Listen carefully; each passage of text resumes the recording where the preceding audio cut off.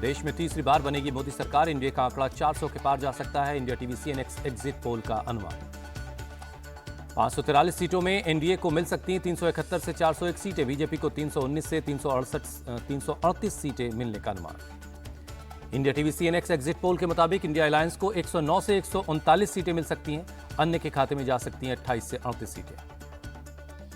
2024 के चुनाव में कांग्रेस की फिर हो सकती है बड़ी हार, पार्टी को मिल सकती है 52 से 64 सीटें।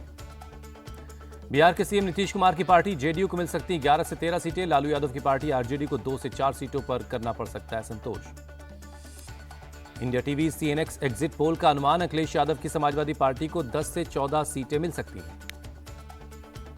इंडिया टीवी सीएनएक्स एग्जिट पोल के मुताबिक उद्धव गुट की शिवसेना को मिल सकती हैं 10 से 12 सीटें, शिंदे गुट की शिवसेना जीत सकती है 5 से 7 सीट। चंद्रबाबू नायडू की तेलुगु देशम पार्टी को 12 से 16 सीटें आ सकती हैं, जगनमोहन रेड्डी की वाईएसआर कांग्रेस को 3 से 5 सीटें मिलने का अनुमान। केजरीवाल को जेल से बाहर आकर कैंपेन करने का नहीं मिलता दिख रहा कोई फायदा, आम आदमी पार्टी को सिर्फ 2 से 4 सीटें मिलने का अनुमान है। बीजेपी यूपी में इस बार भी अच्छा प्रदर्शन कर सकती है, अकेले अपने दम पर 62 से 68 सीटें जीत सकती है, जबकि यूपी में कांग्रेस को 1 से 3 सीट मिलने का अनुमान। मायावती की पार्टी बीएसपी अब की बार खाता भी नहीं खोल पाएगी, 2019 में मिली थी 10 सीटें। महाराष्ट्र में बीजेपी को 18 से 22 सीटें मिल सकती हैं, एनसीपी शरद पवार गुट को 4 से 5 सीटें और अजित गुट की पार्टी एनसीपी को 1 से 3 सीटें मिल सकती हैं। पश्चिम बंगाल में बीजेपी 42 में से 22 से 26 सीटें जीत सकती है, ममता बनर्जी की टीएमसी को 14 से 18 सीटें मिलने का अनुमान, कांग्रेस को 1 से 2 और लेफ्ट पार्टियों का होगा सूपड़ा साफ। ओडिशा में बीजेपी अच्छा प्रदर्शन कर सकती है, 21 सीटों में से 15 से 17 सीटों पर जीत मिलने का अनुमान है। ओडिशा में बीजू जनता दल को मिल सकती हैं 4 से 6 लोकसभा सीटें, India TV CNX exit poll का अनुमान। दक्षिण के नए राज्यों में बीजेपी को मिल सकती है एंट्री, केरल, तमिलनाडु, आंध्र प्रदेश, पुडुचेरी, तेलंगाना और कर्नाटक में बड़े अंतर और ज्यादा वोट शेयर के साथ खड़ी नजर आ रही है पार्टी। तमिलनाडु की 39 सीटों में बीजेपी को 5 से 7 सीटें मिलने का अनुमान, डीएमके को 16 से 18, कांग्रेस को 6 से 8, एआईएडीएमके को 0 से 1 और अन्य के खाते में 8 से 10 सीटें जा सकती हैं। तेलंगाना की 17 सीटों में से बीजेपी को 8 से 10 सीटें मिल सकती हैं, जबकि सत्तारूढ़ कांग्रेस 6 से 8 सीट जीत सकती है, बीआरएस 0 से 1 और एआईएमआईएम भी 1 सीट निकाल सकती है। दक्षिण के दुर्ग कर्नाटक में बीजेपी को थोड़ा नुकसान होता दिख रहा है, 28 सीटों में से बीजेपी को 18 से 22 सीटें मिल सकती है, जबकि कांग्रेस को 4 से 8 और जेडीएस को 1 से 3 सीटें मिलने का अनुमान है। इंडिया टीवी सीएनएक्स के एग्जिट पोल के मुताबिक केरल की 20 सीटों में से बीजेपी को 1 से 3 सीट मिल सकती है, कांग्रेस को 9 से 11, सीपीआईएम को 3 से 5 और अदर्स के खाते में 4 सीटें जा सकती हैं। हरियाणा में बीजेपी को 6 से 8 सीटें मिलने का अनुमान, कांग्रेस को मिल सकती है 2 से 4 सीटें। एग्जिट पोल में दिल्ली की 7 लोकसभा सीटों में से बीजेपी को 6 से 7 सीटें मिलने का अनुमान है, कांग्रेस को मिल सकती हैं 0 से 1 सीट, आपको एक भी सीट नहीं मिलेगी। मध्य प्रदेश के पूर्व मुख्यमंत्री शिवराज सिंह चौहान ने कहा, अब की बार 400 पार, एमपी में हम 29 की 29 सीटें जीत रहे हैं। शिवराज सिंह चौहान का विपक्ष पर तंज, अभी उन्हें जो कहना है वो कहने दीजिए, कुछ दिन बाद ईवीएम को दोषी बताएंगे। केंद्रीय मंत्री हरदीप सिंह पुरी ने कहा, बीजेपी की 10 से 15% सीटें बढ़ रही हैं, बीजेपी 350 सीटें जीतेगी। उत्तराखंड के CM Pushkar Singh Dhami, exit poll का आंकड़ा 4 जून को और बढ़ेगा, ये पीएम की नीति और नीयत की जीत है।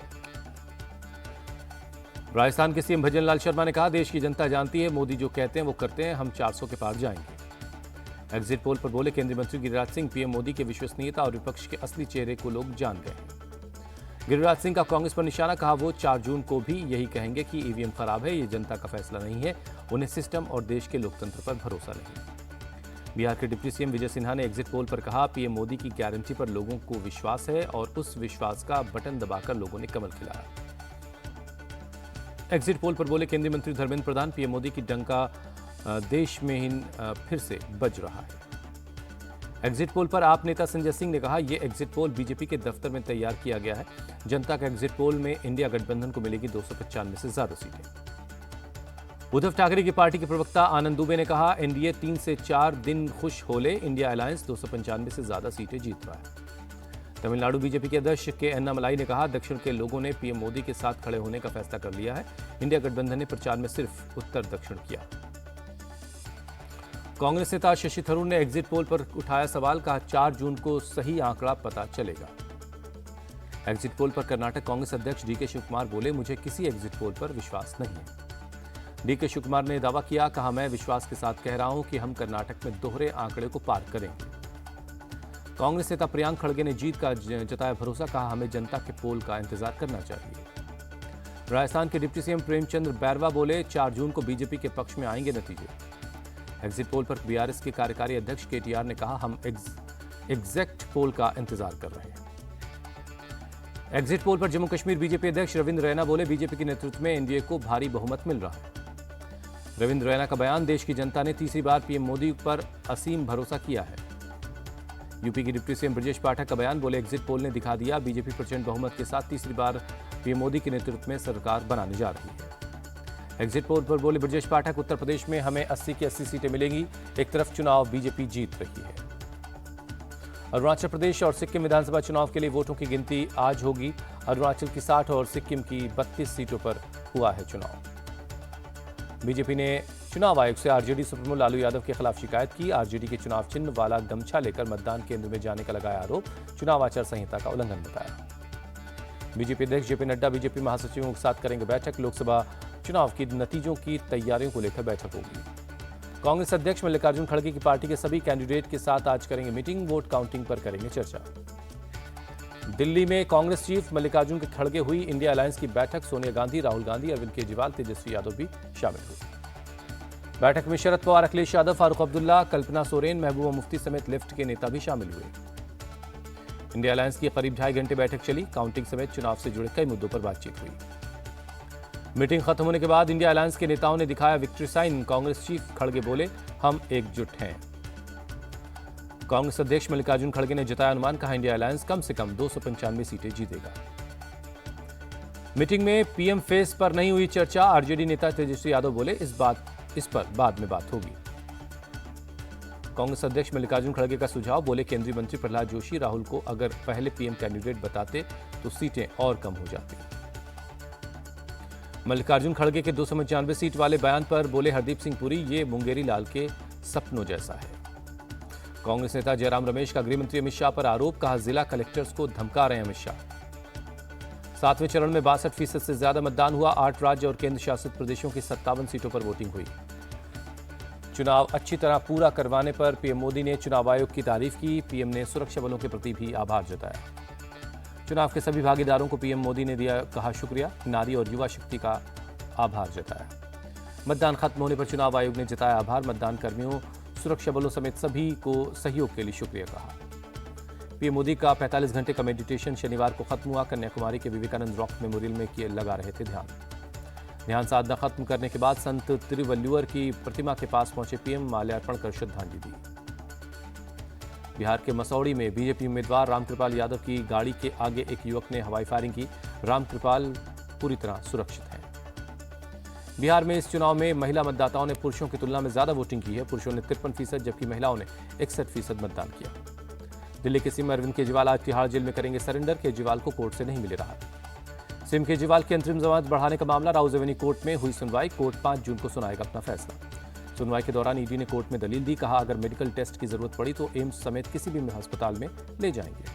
बेंगलुरु की एक अदालत ने मानहानि केस में राहुल गांधी को तलब किया। 7 जून को पेश होने का आदेश। अग्निपथ योजना को लेकर राहुल गांधी ने राष्ट्रपति मुर्मू को लिखा खत, कहा सेना में भेदभाव को खत्म किया जाए। दिल्ली को सरप्लस वाटर देने की याचिका पर 3 जून को सुप्रीम कोर्ट में होगी सुनवाई। हरियाणा सरकार के खिलाफ दायर की गई है याचिका।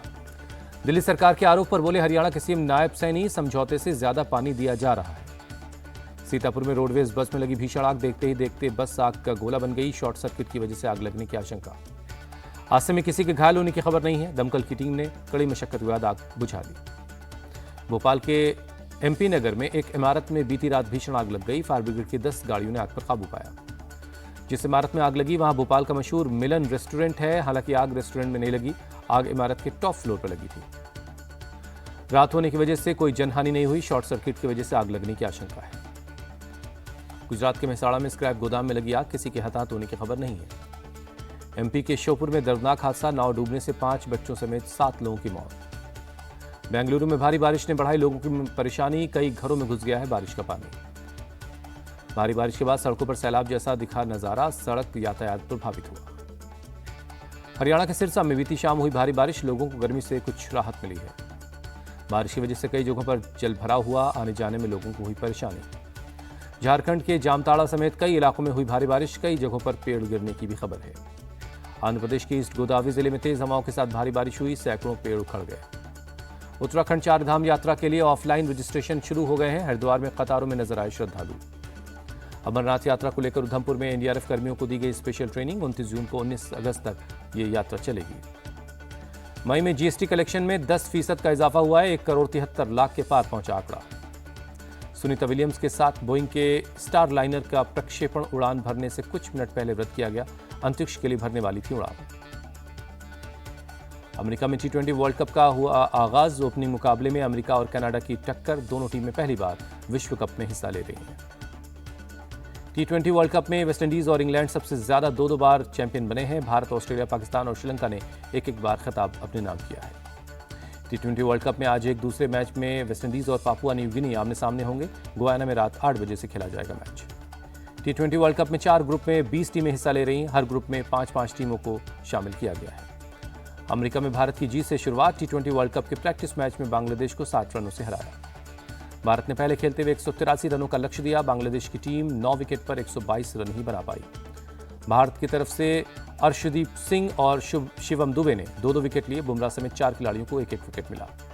बांग्लादेश की तरफ से महमूदुल्लाह ने सबसे ज्यादा 40 रनों की पारी खेली, शाकिब अल हसन ने 28 रन बनाए।